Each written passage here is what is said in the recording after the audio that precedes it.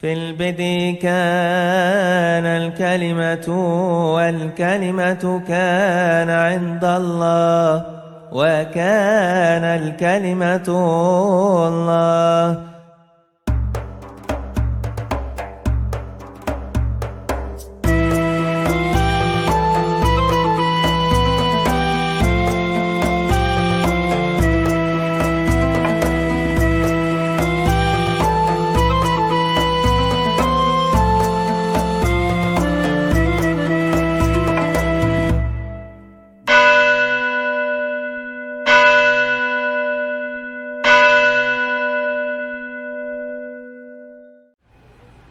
Bapak Ibu, saudara-saudara, kita melewati Danau Galilea atau Danau Kinneret atau Genesaret. Sekarang kita akan menuju ke gereja Saint Peter Primacy, yaitu Primat Petrus. Tempat ini atau wilayah ini namanya Tabga, berasal dari bahasa Arab, dari bahasa Yunani heptapegon, artinya 7 mata air. Dan sebagian dari mata air itu ditemukan di gereja yang akan kita kunjungi sekarang ini. Yohanes pasal 21, ayat mulai 7. Maka murid yang dikasihi Yesus itu berkata kepada Petrus, maksudnya Yohanes, itu Tuhan. Ketika Petrus mendengar bahwa itu adalah Tuhan, maka ia mengenakan pakaian. Sebab ia tidak berpakaian lalu terjun ke dalam danau. Dalamnya di sini. Murid-murid yang lain datang dengan perahu karena mereka tidak jauh dari darat. Hanya kira-kira 200 hasta saja, dan mereka menggila jala yang penuh ikan itu. 200 hasta itu kita bisa ukur kira-kira seperti itu. Makanya ketika pada abad keempat ada seorang peziarah abad keempat, peziarah di abad keempat, dia menemukan ada batu yang bertulis Mensa Christi, meja Kristus. Makanya nanti kita bisa masuk ke gereja itu. Kalau kita melihat dari situ jarak kita lihat kita masuk ke gereja itu dan kita akan melihat.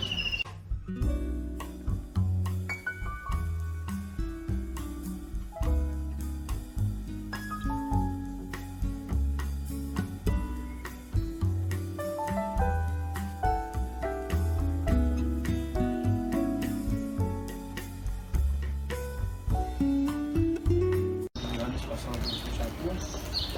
Karena ini 2 kejadian di mana Yesus menampakkan diri kepada para murid di danau ini, sehingga disebut Mensa Christi.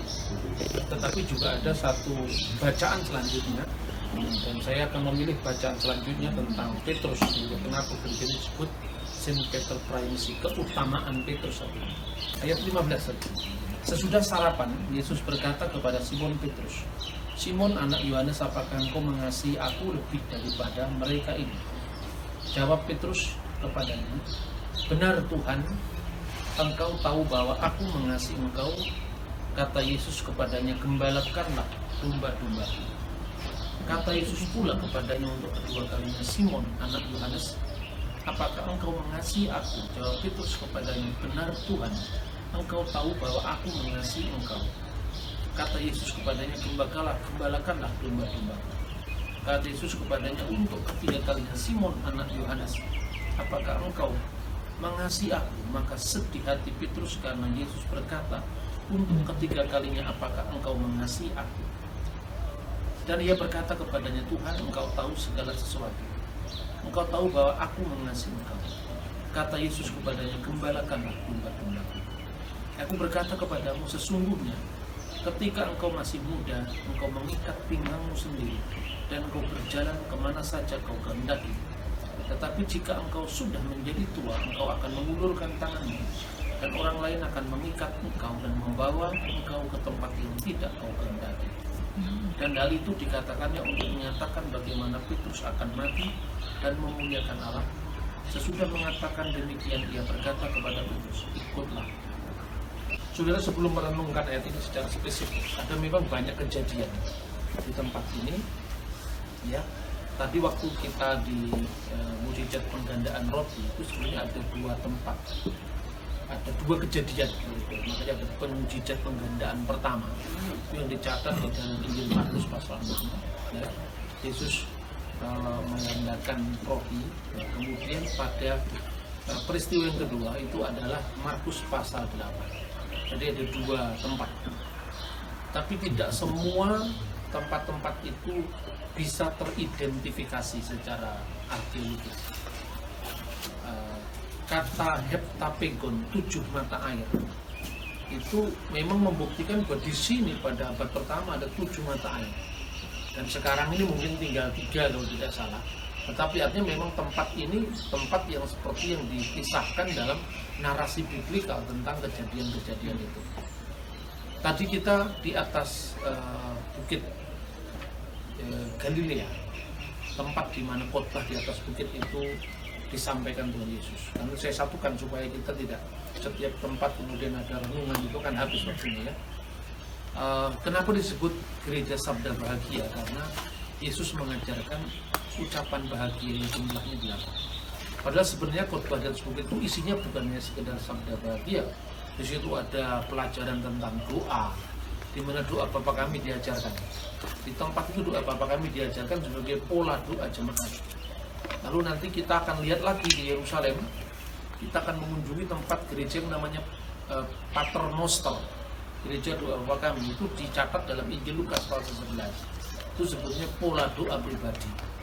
Jadi Yesus mengajarkan doa Bapa Kami di 2 tempat. Yang pertama kali di dekat Yerusalem dan yang kedua di Galilea. Kemudian Galilea itu bukan hanya tempat di mana Yesus mengajarkan khotbah di atas bukit tentang doa, tentang puasa, tentang sedekah, ya, tentang 8 sabda bahagia. Tetapi juga Tuhan Yesus memberikan perintah untuk mengabarkan Injil. Itu juga di bukit yang sama. Jadi pengajarannya diawali dari sana dan diakhiri dari sana. Kalau kita memperhatikan latar belakang Yahudi dari kehidupan Yesus itu menarik sekali. Yesus mengajarkan mengajarkan 8 sabda bahagia itu diawali dengan kata-kata apa? Berbahagialah orang yang miskin, ya kan? Hatinya. Pelayanan orang Yahudi itu diawali, ya. Tadi kita sudah belajar lagi tentang kata seliah. Seliah itu artinya utusan yang diterjemahkan di dalam bahasa Arab rasul, bahasa Yunani apostolos, ya. Yesus adalah seliah sendiri, dia memberikan contoh. Tetapi kalau seliah atau rasul yang lain itu hanya memberikan ajaran. Imam besar juga adalah rasul Tuhan dalam sakramen korban, tetapi dia hanya memberikan pelajaran. Dia memohon pengampunan dosa untuk dirinya sendiri, baru umatnya Israel yang jumlahnya 12. Maka imam besar disebut rasul atau seliah. Pemimpin sinagog yang mengawali ibadah itu namanya hazan. Itu juga dinamakan seliah hasibur. Pemimpin ibadah dalam sinagog itu rumah ibadah. Itu namanya seliah hasibur. Sebelum hazan yang berfungsi sebagai seliah hasibur, rasul jemaat, ya, itu memimpin ibadah. Dia membaca sebuah doa singkat, ya. Hineni ha'ani mimesa. Inilah aku, orang yang miskin ini. Jadi layakkanlah untuk pelayanan ini kira-kira. Hineni ha'ani mimesa. Itu bahasa Ibrani. Itu doa itu sampai sekarang masih dipakai. Makanya bukan tanpa kebetulan Yesus mengawali khotbah di atas bukit dengan berbahagialah orang yang miskin. Itu ada dalam tata cara ibadat Yahudi sampai hari ini.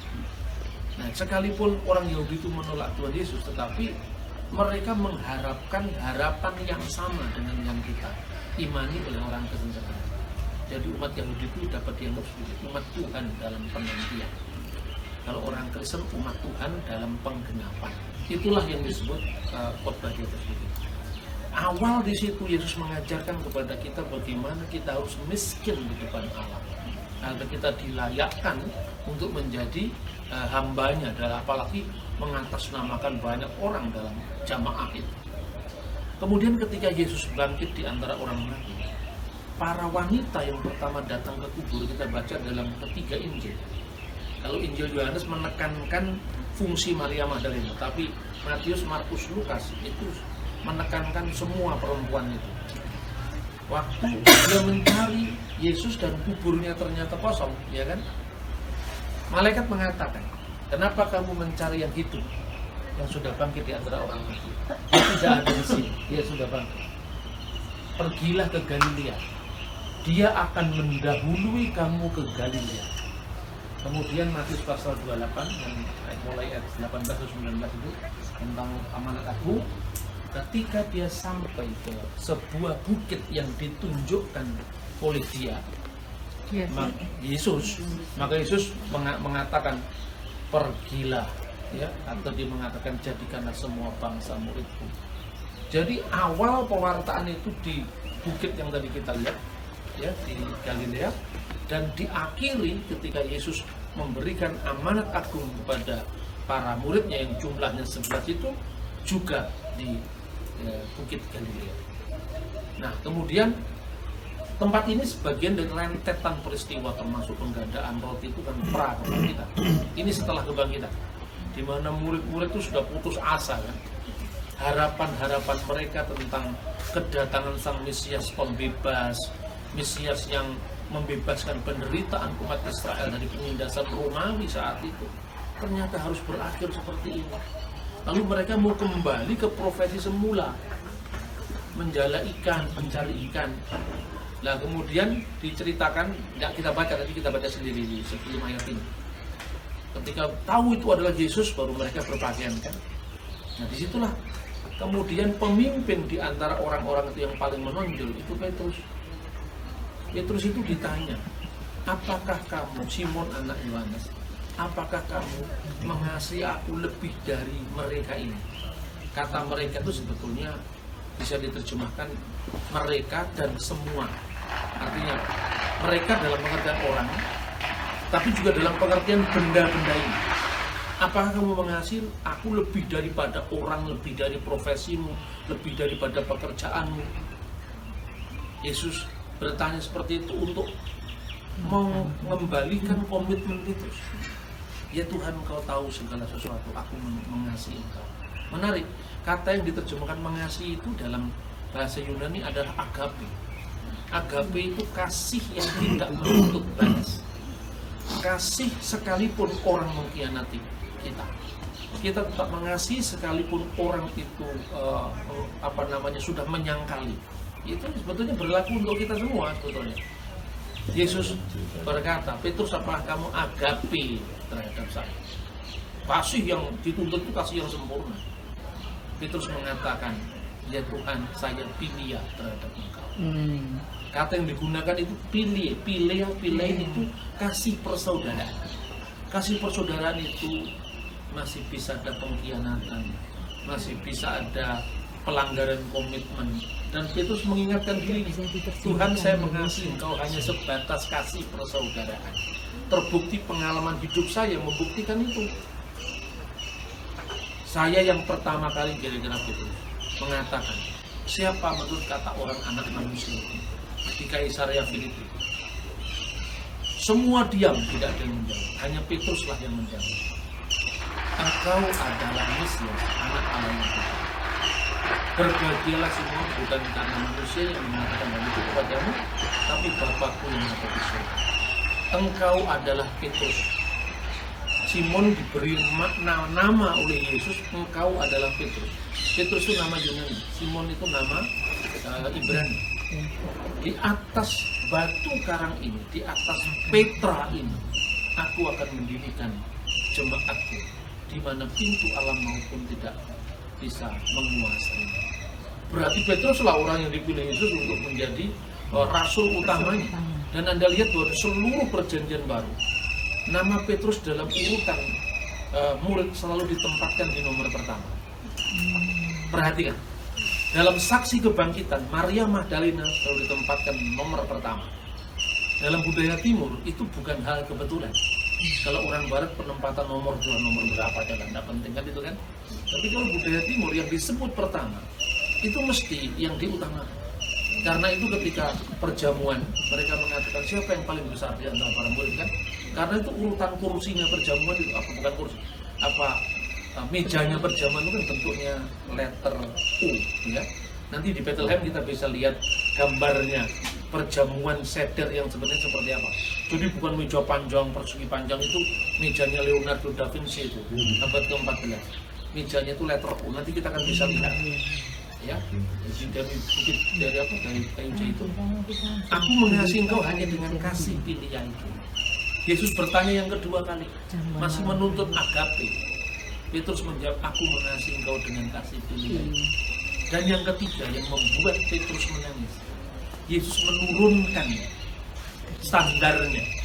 Petrus, Yohanes, Simon anak Yohanes, apakah engkau pilih terhadap aku? Petrus menangis. Jadi kira-kira Petrus berkata, bisa dimengerti di kalau Alkitab kamu tidak mampu Indonesia. mengasihi aku dengan kasih agape, karena hendaklah kamu sempurna seperti Bapa di surga sempurna. Oke, kasihilah kamu dengan kasih yang kamu mampu, tapi kamu jangan berkhianatlah. Kira-kira seperti itu. Bukankah Petrus itu orang yang pertama kali mengiris hamba imam besar namanya Malkus? Temperamentalnya luar biasa, tetapi juga orang dalam kondisi ketakutan yang luar biasa. Dia menyangkal Yesus tinggal hamba imam besar itu. Ketika besok kita kunjungi waktu di Yerusalem, rumah imam besar Kayafas, ya, ada orang hamba imam besar datang. Bukankah kau salah seorang dari murid? Tidak, aku tidak mengenal dia. Tapi hamba imam besar itu tidak bisa dibohongi karena itu tampak dari logat bahasa. Petrus orang Galilea, tempat ini ngomong Ibraninya kelihatan dialeknya Galilea.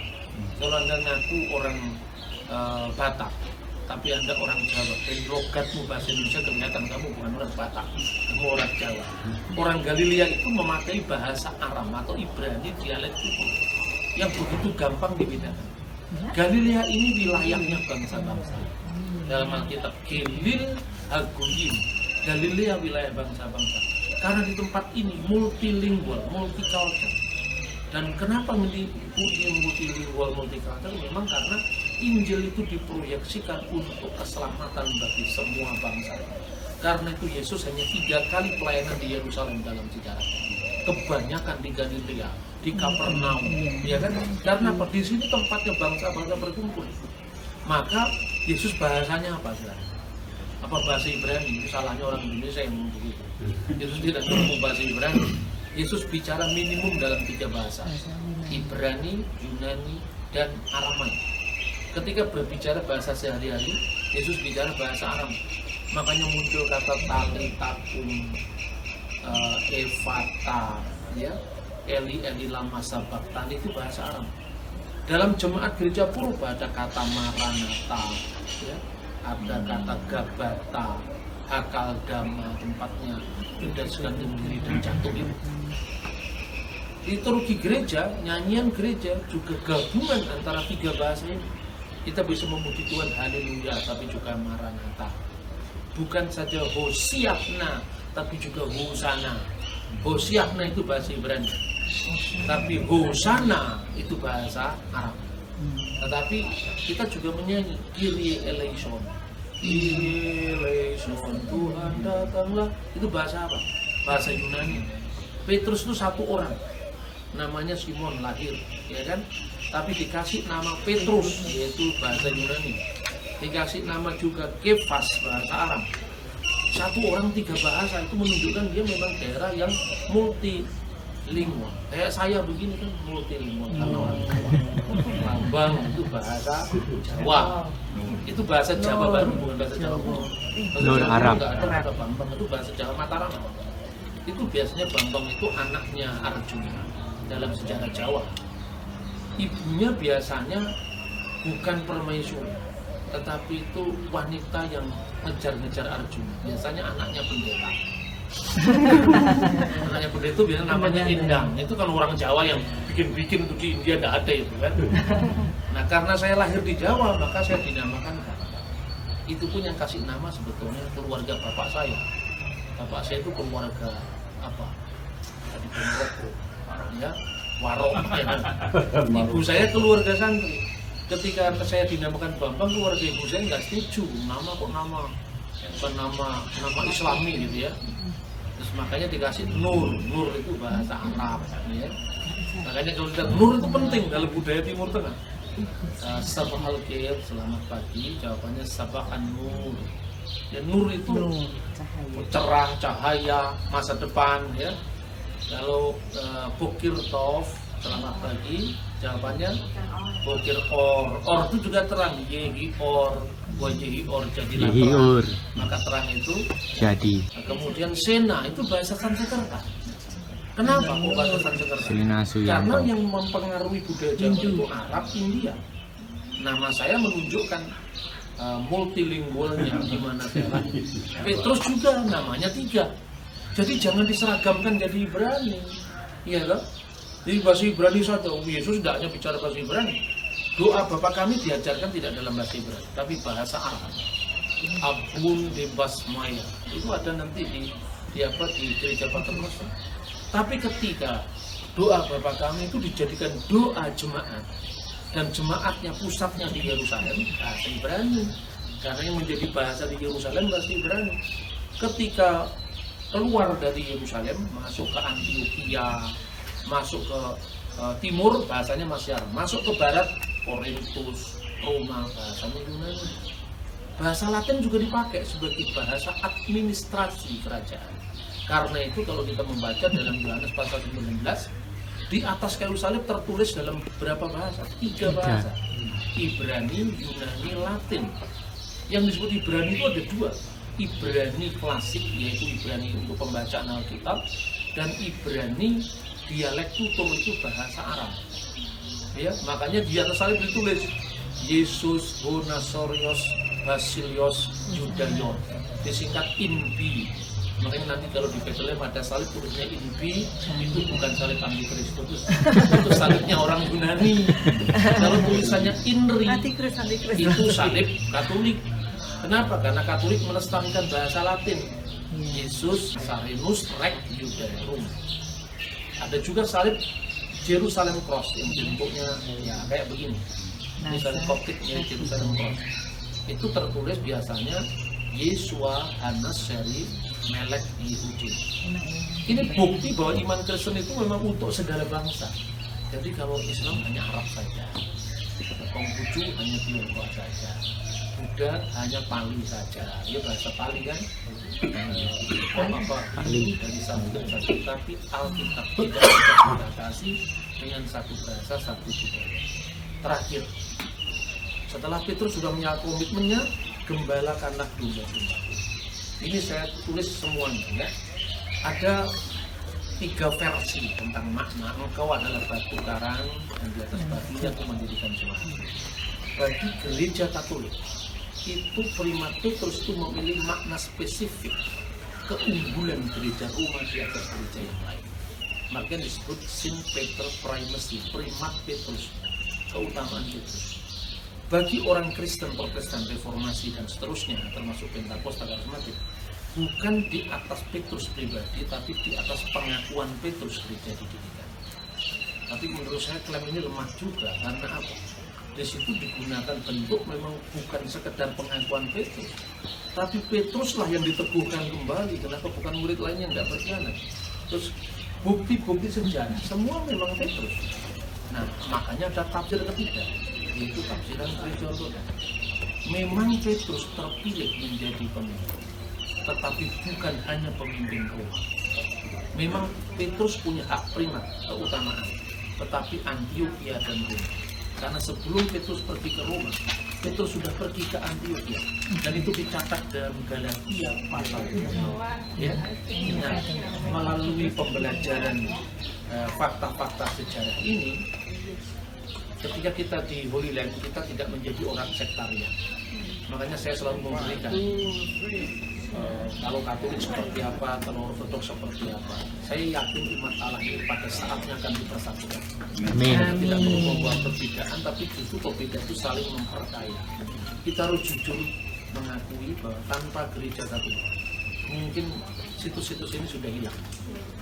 Kiranya firman Tuhan ini semakin memperkaya pemahaman kita terhadap firman Tuhan dan semakin memantapkan iman percaya kita dalam kita mengiring Tuhan.